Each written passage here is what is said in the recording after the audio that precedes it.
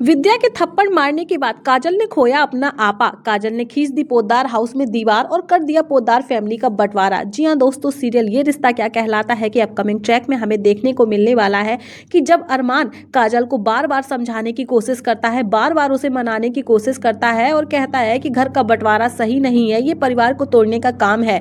अरमान और अभीरा दोनों ही काजल को मनाने की कोशिश करते हैं, लेकिन काजल अपनी जिद पर अड़ जाती है और वो बंटवारे की बात बोलती है। काजल का साफ तौर पर कहना है कि घर का बंटवारा हो जाए वही अच्छा है। अब काजल की ये बात सुनकर दादी सा को लगता है बहुत बड़ा झटका। दादी सा सोच भी नहीं सकती कि उसके होते हुए पोद्दार परिवार का बंटवारा कैसे हो सकता है, लेकिन इसके बाद दादी सा भी फैसला कर लेती है कि सबको अपनी जिद पूरी करने दो, लेकिन सबको इसका अंजाम जरूर मिलेगा, इसकी सजा जरूर भुगतनी पड़ेगी और सबको अपनी अपनी गलती का पछतावा जरूर होगा। लेकिन इसी बीच पूरी फैमिली के दो हिस्से हो गए हैं। कोई काजल का साथ देता हुआ नजर आता है तो कोई विद्या का साथ देता है। मनीषा जो कि काजल का साथ देती है, विद्या को गलत ठहराती है। जबकि देखा जाए तो काजल से हाथ जोड़कर विद्या ने और कावेरी ने दोनों ने ही माफी मांग ली। उसके बावजूद भी काजल अपनी जिद पर अड़ी है और इस चीज से अरमान और अबीरा पूरी तरीके से समझ जाते हैं कि जब उनकी मां ने उनसे माफी मांग ली, लेकिन काजल उसके बावजूद भी अपनी जिद पर अड़ी है और वो समझ चुके हैं कि अब उनकी मां नहीं बल्कि काजल ही गलत है और इसलिए वो अपनी मां को मनाने की कोशिश करते हैं।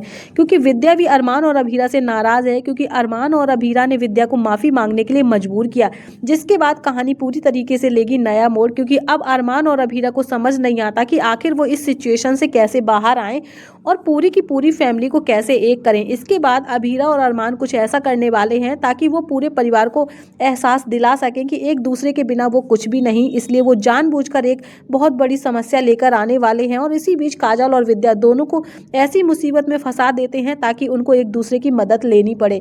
और इसीलिए अब काजल और विद्या दोनों को एहसास हो जाता है कि उन दोनों ने कितनी बड़ी गलती की है और आज उनकी वजह से पूरा परिवार कितनी बड़ी मुसीबत में आ गया है। और इसके बाद विद्या और काजल फैसला कर लेते हैं कि वो दोनों एक दूसरे से ना तो लड़ाई करेंगे, ना झगड़ा करेंगे और ना ही कोई शिकायत करेंगे और पहले की तरह अपने परिवार को संभालने में एक दूसरे की मदद करेंगे। इसके बाद अरमान ये सब देख लेते हैं और उनको समझ में आ जाता है कि अब विद्या और काजल को समझ में आ गया है कि उसने गलतियां की थी।